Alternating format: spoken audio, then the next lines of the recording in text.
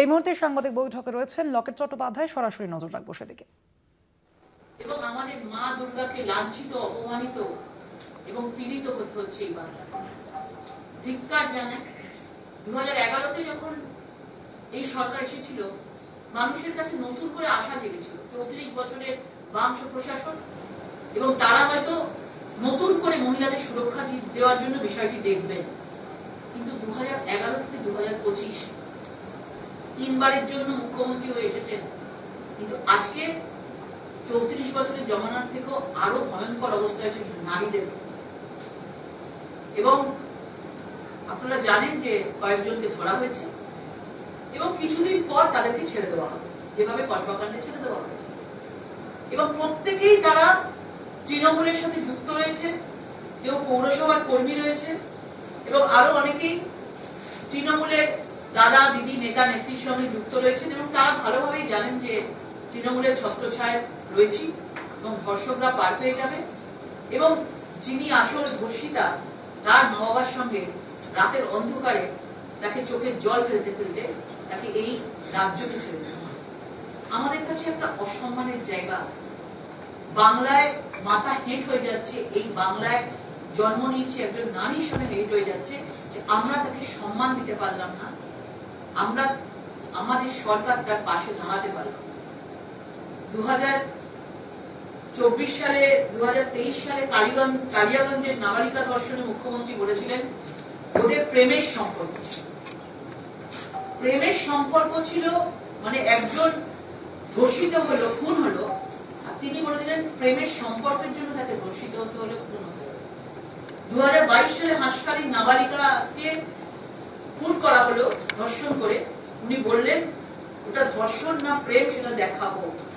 এবং এখানেও দেখবেন সোশ্যাল মিডিয়ায় প্রচুর ভাবে মুখ্যমন্ত্রীর যারা সোশ্যাল মিডিয়ার সৈনিক আছেন তাদেরকে দেখছিলাম যে তারা কিভাবে মুখ্যমন্ত্রীর এই বাক্যগুলোকে কিভাবে মিথ্যা বলে কিভাবে তারা নিজেরা তর্ক করে যাচ্ছে। সোশ্যাল মিডিয়ায় দেখছিলাম যে মুখ্যমন্ত্রী নাকি এই কথা বলতে চাননি, এটাকে অপব্যাখ্যা করা হচ্ছে। বাংলায় কথা হয়েছে, আমরা বাংলাতেই কথা বলি, আমরা বাংলা ভাষাটা বুঝি। উনি পরিষ্কার বলেছেন যে এই মেয়েদেরকে রাত্রি 8:30টার সময় বেরোবেন না। এবং তারপরে ওনার সাথে সাথে ওনার সৈনিক সৌগত রায় একজন সিনিয়র সাংসদ, সিনিয়র রাজনীতিবিদ, মানুষের ভোটে বারবার জিতে আসছেন, আজকে তিনিও একই কথা বলছেন। মনে হচ্ছে তৃণমূলের মতিক্রম হলো না, যেখানে লক্ষ্মীশ্রী, কন্যাশ্রী, যুবশ্রী, বিভিন্ন ভাবে লক্ষ্মীর ভান্ডারকে সামনে নিয়ে মহিলাদেরকে এগিয়ে দিচ্ছেন, বড় বড় প্ল্যাকার্ড হাতে নিয়ে তারা চলছে দেখি তৃণমূল নাকি নারীবাদী, তৃণমূল নাকি নারীদের সবচেয়ে বেশি সম্মান দেয়।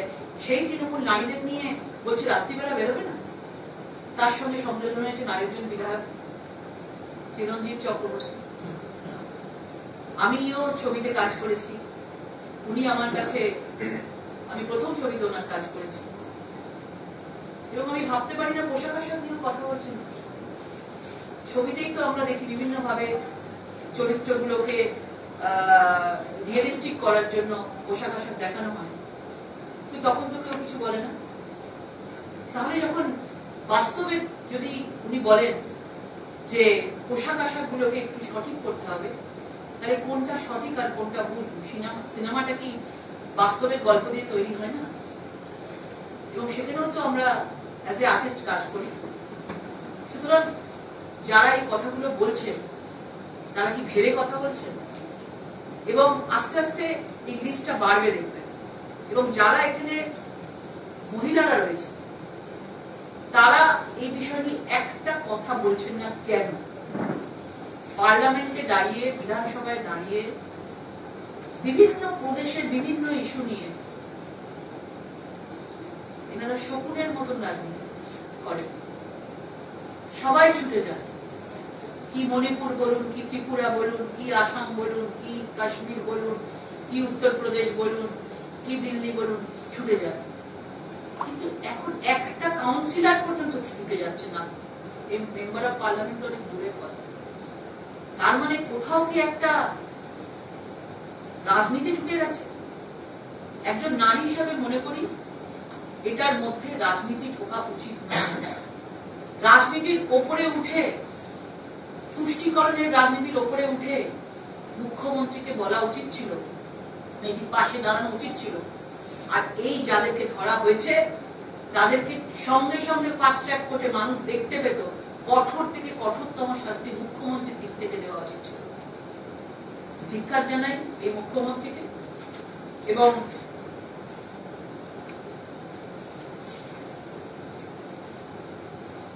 এবং আমরা চাই যে আমাদের যে বাংলা, আমাদের কাদম্বিনী দেবীর বাংলা, প্রীতিলতা ওয়াদ্দেদারের বাংলা, কল্পনা দত্ত, বীণা দাস, মাতঙ্গিনী হাজরার বাংলা, আমাদের ভগিনী নিবেদিতার বাংলা, আমাদের মা শারদার বাংলা, আমরা সেই বাংলাকে আবার নতুন ভাবে পেতে চাই। বাংলার সম্মান। আপনারা শুনছিলেন লকেট চট্টোপাধ্যায়ের কি বক্তব্য। এই বিষয়ে আমরা কথা বলবো। এই মুহূর্তে আমরা যোগাযোগ করতে পেরেছি তৃণমূল মুখপাত্র অরূপ চক্রবর্তীর সঙ্গে। অরূপদা, আমরা দেখেছি মুখ্যমন্ত্রী মমতা বন্দ্যোপাধ্যায়ের যে মন্তব্য, সেই মন্তব্যের যে একেবারে সমালোচনা করছেন আজ লকেট চট্টোপাধ্যায়, একই সঙ্গে তার একাধিক প্রশ্ন রয়েছে যে বাংলায় পরপর যে ধর্ষণ কাণ্ড ঘটছে তার সঙ্গে যে অভিযুক্তরা যুক্ত রয়েছেন তাদের সঙ্গে তৃণমূলের যোগ রয়েছে বলে অভিযোগ করছেন তিনি। কিভাবে দেখছেন তার এই বক্তব্যকে? বিজেপি মানেই প্যাথোলজিক্যাল লায়ার। মমতা বন্দ্যোপাধ্যায় একবারও বলেননি যে মহিলারা রাস্তায় বেরোবেন না। মমতা বন্দ্যোপাধ্যায় বলেছেন একটি নির্দিষ্ট হোস্টেলের ভিত্তিতে, যে একটি সংস্থা, প্রাইভেট মেডিকেল কলেজ, তাদের হোস্টেলের নিশ্চয়ই কিছু ডেকোরাম থাকবে। একটা জায়গা থেকে নির্দিষ্টভাবে রাত্রিবেলা বেরোনোটা সমীচীন কিনা মমতা বন্দ্যোপাধ্যায় ইন জেনারেল মহিলাদের জন্য বলেনি।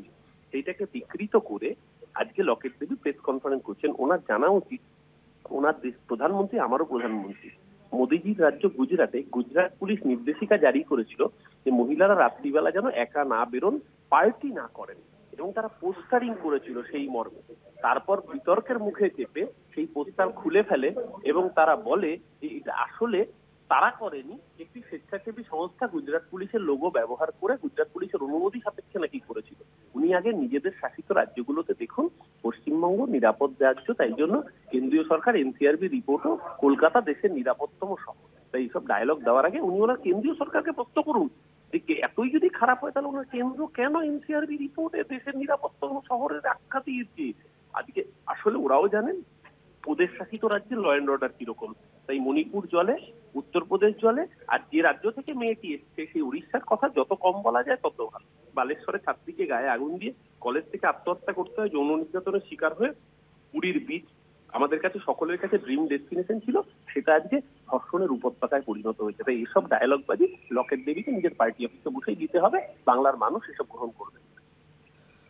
ধন্যবাদ আপনাকে অরূপদা। আমরা কথা বলছিলাম, আমাদের সঙ্গে ফোন লাইনে ছিলেন তৃণমূল মুখপাত্র অরূপ চক্রবর্তী। সাংবাদিক বৈঠকে লকেট চট্টোপাধ্যায়ের কি বক্তব্য আপনাদের শোনাচ্ছিলাম। একাধিক প্রশ্ন তুলেছেন তিনি। দুর্গাপুর যে গণধর্ষণ কাণ্ড, সেই গণধর্ষণ কাণ্ডের প্রেক্ষিতে একাধিক প্রশ্ন তুলেছেন আজ বিজেপির সেই লকেট চট্টোপাধ্যায়। কিভাবে মহিলাদের বেরোনো এবং ঢোকার সময় নির্দিষ্ট করা যায়, করতে পারে তৃণমূল নেত্রী, সেই প্রশ্নই তুলেছেন লকেট চট্টোপাধ্যায়। সম্প্রতি আমরা দেখেছিলাম মুখ্যমন্ত্রী মমতা বন্দ্যোপাধ্যায়ের তার সেই বক্তব্য এবং সেই মন্তব্যের প্রেক্ষিতেই তার সেই মন্তব্যের সমালোচনা করলেন আজ বিজেপি নেত্রী লকেট চট্টোপাধ্যায়।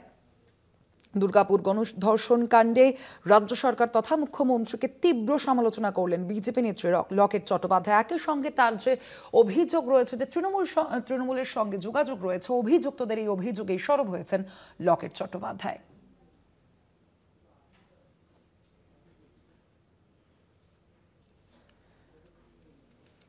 বাংলায় একের পর এক ধর্ষণের ঘটনা ঘটছে এবং সেই ঘটনা নিয়েই সরব হয়েছেন লকেট।